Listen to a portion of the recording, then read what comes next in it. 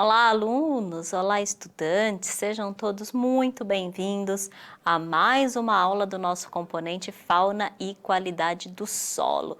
Eu sou a professora Priscila e, como está aparecendo aí na tela para vocês, o título da nossa aula de hoje, a gente está na atividade 4, na aula 5, e hoje a gente vai falar um pouquinho sobre o controle biológico. Não sei se vocês se lembram, mas a gente estava falando, né, anteriormente a respeito de algumas técnicas, algumas formas e ferramentas que a gente pode utilizar, na verdade, para conseguir aí, né, melhorar a qualidade do solo, melhorar as questões que envolvem o solo, que envolvem também a agricultura, e o controle biológico ele entra também como uma ferramenta para esse melhoramento. Então hoje a gente vai trabalhar um pouquinho a respeito disso. Nosso aprofundamento então é a cultura do solo do campo à cidade, a unidade curricular é a ação humana e suas consequências, e estamos no componente, né, fauna e qualidade do solo. Junto comigo, temos aqui o pessoal de Libras, né? Meninos, meninas, sejam muito bem-vindos. Estou aqui com o Sidney. Sidney, seja bem-vindo aí à nossa aula. E também, né, vai aparecer depois aí para vocês a Bia, que vai estar aí com a gente também. E aí, para que as nossas aulas fiquem também cada vez mais acessíveis para os diversos públicos que possam nos assistir, vou fazer a minha descrição para vocês. Eu sou a professora Priscila, tenho cabelos claros, curtos, mais ou menos aqui na altura do pescoço, né, logo abaixo as orelhas, uso óculos, tenho a pele branca, olhos claros, estou vestida com uma blusa preta e branca, estou, né, também com uma calça jeans azul escura e sapatos pretos. Então tá aí para vocês a minha descrição. Hoje a gente vai ver agora, na verdade, o objetivo da nossa aula de hoje. Hoje a gente vai conhecer e estudar o controle biológico e como esse fator ou essa ferramenta, né, pode auxiliar em desequilíbrios ambientais, né, no caso, na prevenção de desequilíbrios ambientais. Os eixos estruturantes que estão presentes na nossa atividade e também na nossa aula de hoje são os eixos de investigação científica, processos criativos e empreendedorismo. Então aí a gente, né, começa, né, na verdade a gente sempre começa a nossa aula fazendo um apanhado, né, de uma parte mais informativa, né, uma parte mais introdutória a respeito do nosso componente, a respeito da nossa aula, e agora sim, né, a gente vai abordar um pouco mais a nossa aula de hoje. Antes de mais nada, vamos relembrar um pouquinho o que a gente viu na nossa última aula. Então lá na nossa aula passada, a gente falou sobre a ecotoxicologia. Então a gente viu, né, a definição do termo, vimos também, né, algumas outras definições, né, não só a definição de ecotoxicologia, mas a definição também de bioensaios, né, a gente falou a respeito desses bioensaios, falamos a respeito também de ensaios agudos, crônicos e fizemos a análise de um artigo científico que retrata essas questões da ecotoxicologia. Vimos justamente, né, os testes que podem ser feitos com animais e testes laboratoriais que também podem ser feitos para a gente conseguir, então, né, determinar graus, por exemplo, de poluição de um ambiente. E hoje a gente vai falar aí um pouquinho mais a respeito do controle biológico e os seus principais conceitos. Então, na aula de hoje, né, a gente vai fazer um apanhado aí a respeito do controle biológico, passando um pouquinho para a história do controle biológico e também, né, como que esse controle biológico ele é utilizado na atualidade. Então, é isso que a gente vai abordar na nossa aula de hoje. Então, vamos começar, né, a nossa aula justamente com a definição. Vocês já estão bem acostumados, né? Eu sempre começo a nossa aula definindo, então, o nosso tema de hoje e, né, não vai ser diferente. Então, vou começar também com a definição do nosso termo, do controle biológico. Quando a gente fala em controle biológico, a gente está sempre falando de um fenômeno natural. Por que que é um fenômeno natural? Porque eu vou levar em consideração as cadeias e as teias alimentares, levar em consideração a interação que os animais e as plantas fazem entre si. E a partir daí eu posso fazer a introdução de organismos para que então haja o controle de um determinado inseto ou de uma determinada praga. Por isso que é sempre um fenômeno natural. Nesse caso, olha só, a gente está vendo, né, na figura uma plantação de milho, por exemplo, que é atacada por um gafanhoto. Esse gafanhoto, então, ele seria a nossa praga, digamos assim, que ataca, né, essa plantação de milho. Eu posso então fazer um controle biológico desse gafanhoto, introduzindo então, olha só, um pequeno lagarto. E esse lagarto, então, que se alimenta do gafanhoto, ele auxilia na regulação desses animais, fazendo então com que o milho também consiga aí, né, dar as suas espigas, também consiga, né, prosperar. Então por isso, né, que a gente fala que esse controle biológico é sempre no sentido de regulação.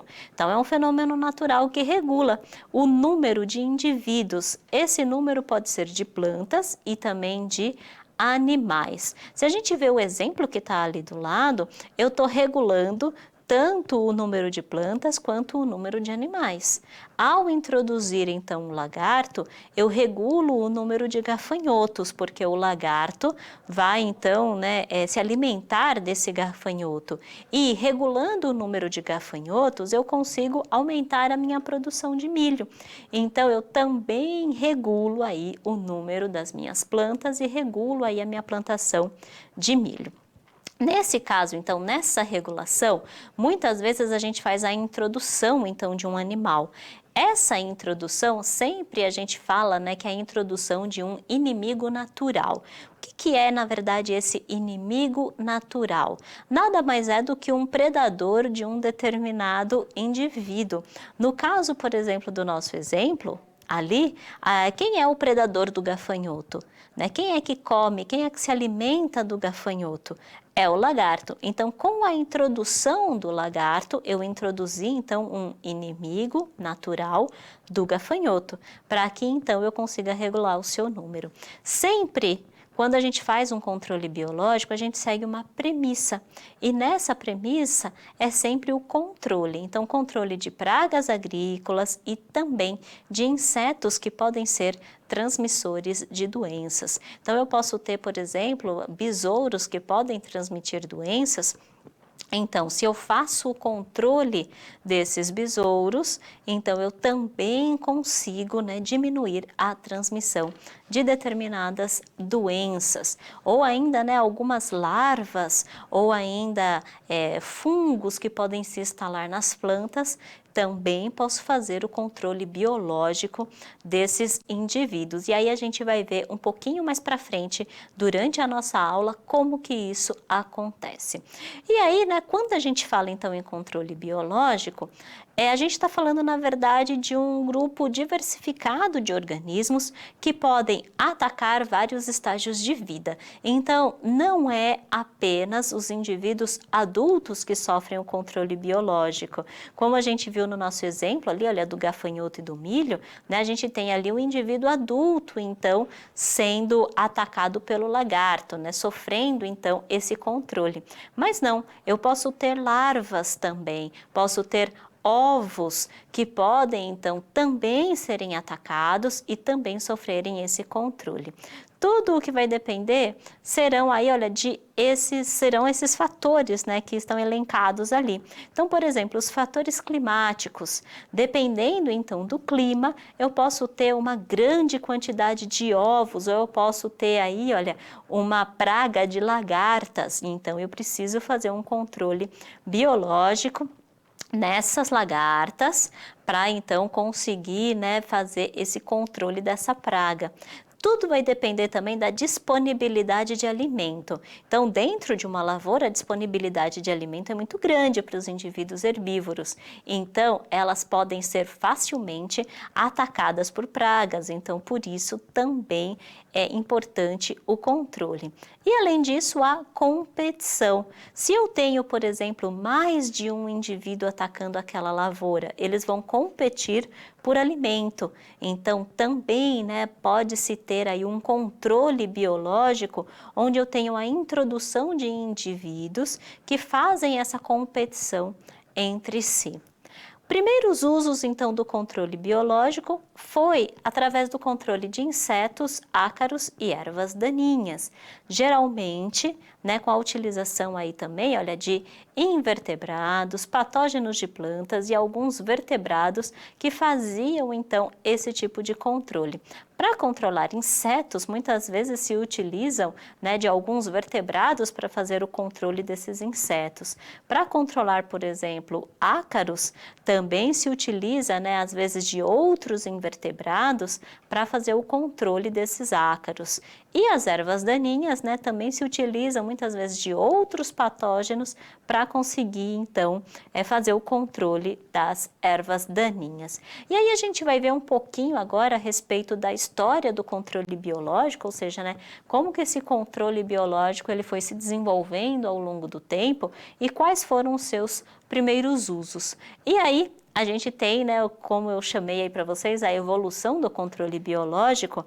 Então, esse controle, ele iniciou lá no século III, onde se usavam, olha só, a formiga verde para controlar pragas dos citros. Então tem até a fotinho aí da formiga, para vocês. E esse indivíduo, ou esse inseto, essa formiga, foi utilizado, olha só, lá na China para fazer esse tipo de controle. Então, lá na China já se começava a utilizar de um certo controle biológico para controlar determinadas pragas. Isso, olha só, já no século III, então a gente está falando aí há muito tempo atrás. Já nos Estados Unidos, em 1888, então olha só, como passou, do século III até 1888, lá na Califórnia, quando começaram então a introduzir algumas espécies. Foi introduzida, essa espécie que parece uma joaninha, ela foi trazida ali da Austrália para fazer o controle do pulgão branco, que atacava aí, olha, diversas plantações lá nos Estados Unidos. E então começou-se, a falar um pouco mais a respeito do controle biológico. Em 1890 e até 1975, aí sim se teve um grande avanço na área do controle biológico, com a introdução de diversas espécies, onde várias dessas espécies eram importadas, ou seja, eram trazidas de outros países para serem então utilizadas. E aí muitos de vocês podem pensar, e o Brasil? Será que o Brasil também utilizava do controle biológico? Claro, mas só que aí foi um pouquinho mais depois, onde em 1921 começou-se então a utilização também do controle biológico. Nesse caso, utilizou uma certa espécie, parece uma mosca, Se vocês verem aí na imagem, a gente tem aí, olha, uma espécie que chama Encarsia bersey, que ele fala, que parece ali, olha, uma mosquinha, que ela foi introduzida no controle da praga ali, olha, do pessegueiro, que é a cochonilha, que é a praga ali do pessegueiro. Então, essa mosquinha foi introduzida lá em 1921. Em 1923, foi introduzida um outro indivíduo para o controle do pulgão. E em 1928, quando vocês estão vendo aí, olha também essa outra mosquinha ali do lado, também foi introduzida esse outro invertebrado para o controle da broca do café. Ou seja, então, enquanto a China estava lá no século III, já iniciando o seu controle biológico, nos Estados Unidos passou-se a fazer o uso também do controle biológico lá em 1888, no Brasil a gente começou a utilizar dessa ferramenta para o controle de pragas justamente em 1921. E aí, em 1937, a gente tem também aí, olha, a introdução de uma outra mosca, que é a mosca que era um outro tipo de mosca, para o controle de uma mosca. Então, olha só, a gente utilizou um controle biológico, não no caso para algum tipo de alguma praga, né, para a agricultura, mas sim para o controle de uma outra mosca que a gente chama de mosca do Mediterrâneo, que foi introduzida, então, uma outra espécie para o controle, então, dessa nova mosca que apareceu aqui no nosso país. Então, só em 1921 que a gente começa a realizar esse controle biológico. Mas, a partir daí, a gente vai ver que tem uma queda no uso do controle biológico. Então, poucas pessoas, poucos agricultores passaram a utilizar desse controle biológico. E muitos, né, podem se questionar a respeito disso, né? Porque olha só, a última utilização foi em 1944, quando se introduziu um outro indivíduo para controlar a mariposa oriental. E aí muitos, né, se perguntam, né, por que a partir daí houve uma queda na utilização do controle biológico. E aí vocês, né, podem ter ideia que foi devido à síntese do DDT, né, o DDT aí, né, o primeiro grande inseticida que foi então realizado, que foi elaborado, né, para fazer então a utilização desse grande inseticida para controle de pragas, principalmente no setor agrícola. E aí então, né, o uso de controles biológicos já não era mais eficiente, já não era uma ferramenta utilizada pelos agricultores, porque era muito mais fácil eu comprar, por exemplo, esse inseticida, do que eu ter que importar, muitas vezes, um animal, um invertebrado de um outro lugar, esperar também que esse animal se reproduza, para que ele seja solto na natureza, para que ele comece a realizar aí o seu controle biológico. Então, né, era muito mais fácil a utilização do DDT. Só que em 1940 e 1960 começaram então a resistência dos insetos e ácaros ao aparecimento de novas pragas. Ou seja, né, a gente começou a falar a respeito da resistência dos indivíduos aos inseticidas. Isso porque hoje em dia a gente sabe justamente que há uma seleção, né, natural, uma seleção genética. Então o inseticida ele mata apenas aqueles indivíduos que não são selecionados, aqueles indivíduos que geneticamente eles são sensíveis ao inseticida, mas existem indivíduos que geneticamente não são sensíveis e aí a gente acaba selecionando esses indivíduos. Imagina só, um indivíduo não sensível ao inseticida cruzando com outro indivíduo que também não é sensível ao inseticida, eu vou produzir pragas que são cada vez mais resistentes. Então, o inseticida já não fazia mais tanto efeito. Então, a partir daí, foi necessário novos estudos para a reintrodução, então, do controle biológico. Só que agora é um controle biológico diferenciado, é um controle biológico com muito mais recursos, muito mais planejado.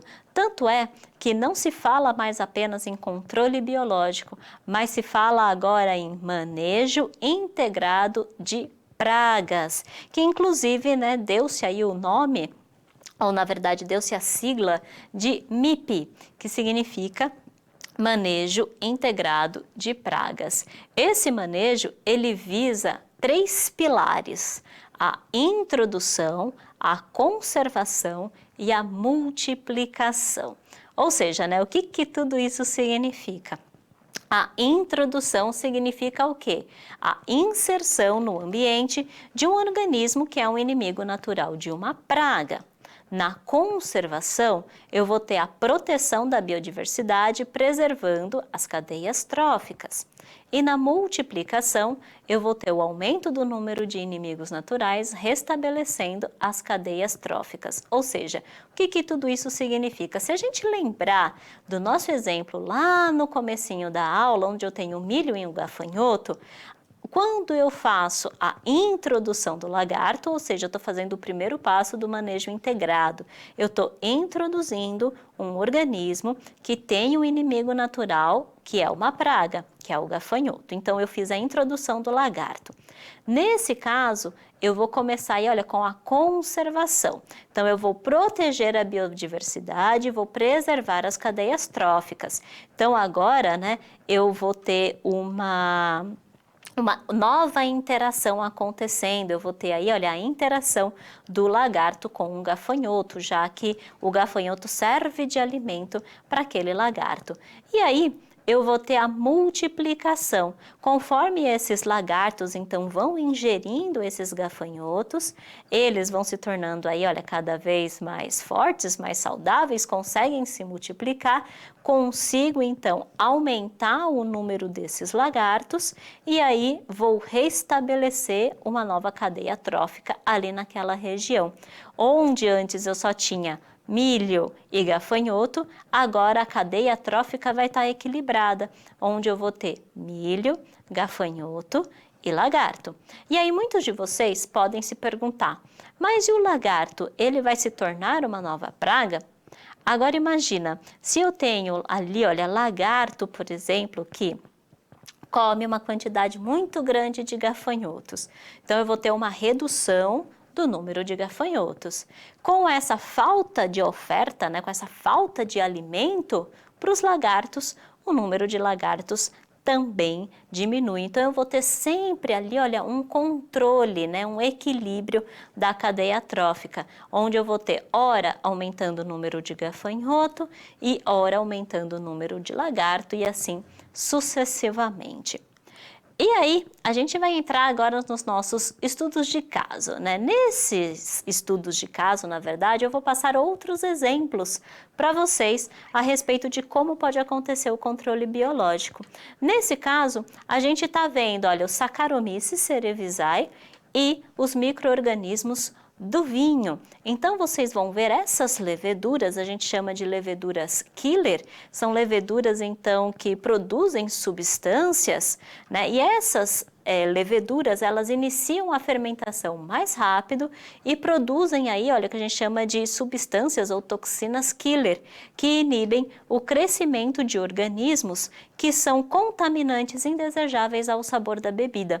Então, muitas vezes se introduz o Saccharomyces para que, conforme o vinho está sendo fermentado, a uva está fermentando para formar o vinho, essas leveduras vão então produzindo substâncias para então eliminar outros organismos contaminantes. No estudo de caso 2, a gente também está tendo Saccharomyces, só que agora com as doenças das plantas. Esses Saccharomyces, da mesma forma como na anterior, também aí, olha, produzem substâncias que têm atividade fúngica e inseticida. E aí, então, acabam eliminando as doenças das plantas. Muito utilizado nas plantações de tabaco e milho para evitar a infecção das plantas por fungos fitopatogênicos. Então, olha só, né? Essas leveduras atuando aí, olha, de formas distintas, tanto ali na fermentação do vinho, quanto nas doenças das plantas. E aí agora a gente tem o estudo de caso 3 a respeito da injeção letal para o controle biológico de pragas. É um vídeo que a gente vai rodar para vocês agora.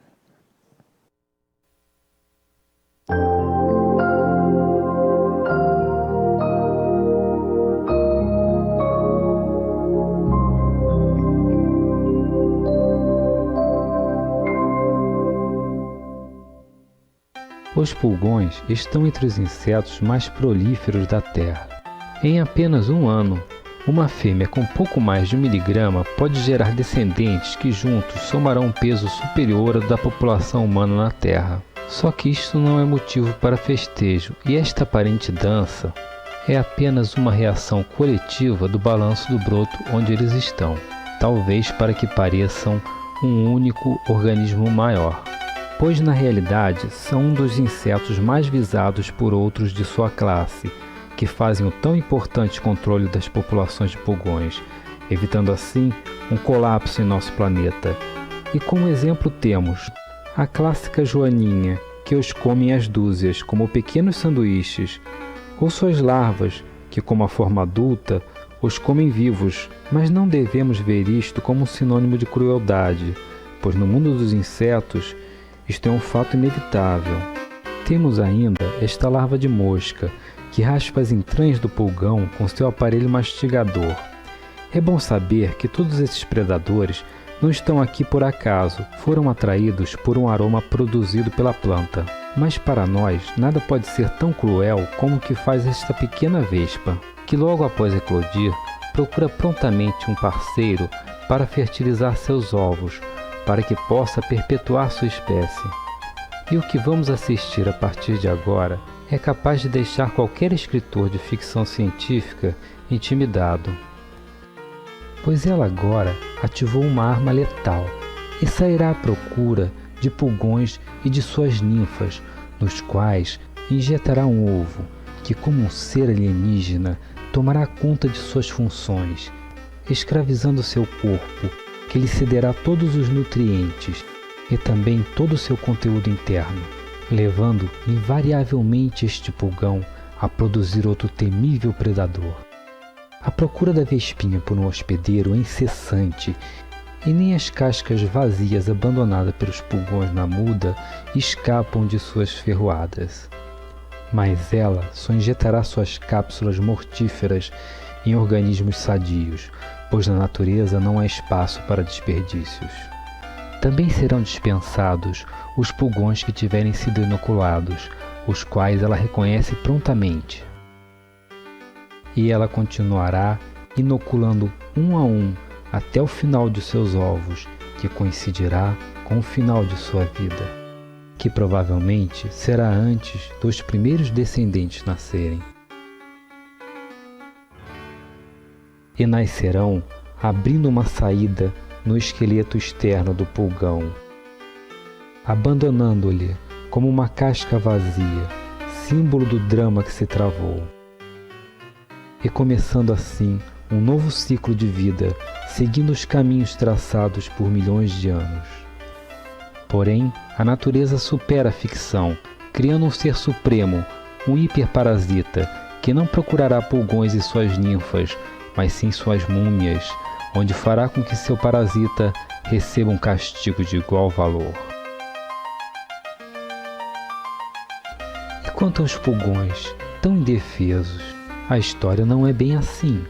Quem está observando atento verá que por uns tubinhos situados na parte de trás, cada vez que ele leva uma ferroada, solta uma gotinha.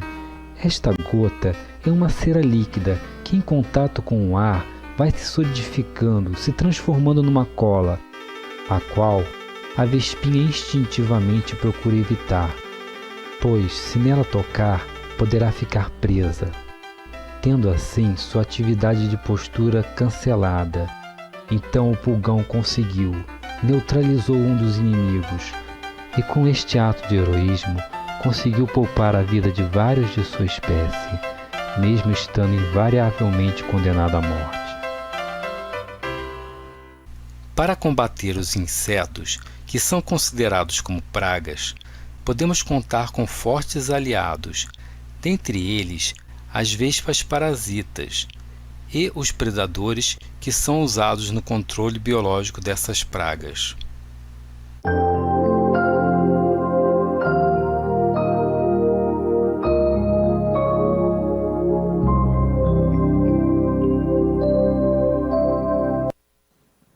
Então, olha só, né, gente, que bacana, né? A gente viu aí uma forma de um controle biológico natural, né, onde ali os pulgões e as vespas acabam um controlando, né, o outro nesse caso.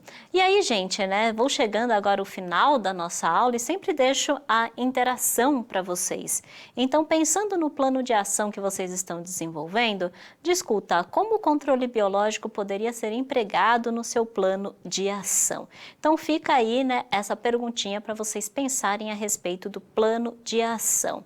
Também, né, deixo aqui para vocês avaliarem a nossa aula, sempre super importante, que vocês então, né, olha só, tá aparecendo aí QR Code, né, apontem a câmera e façam a avaliação da nossa aula, que é sempre muito importante para a gente. A gente vai chegando ao final, então, de mais uma aula do nosso componente. Espero que tenha sido muito proveitoso aí para vocês. Aguardo vocês na nossa próxima aula. Até mais, pessoal!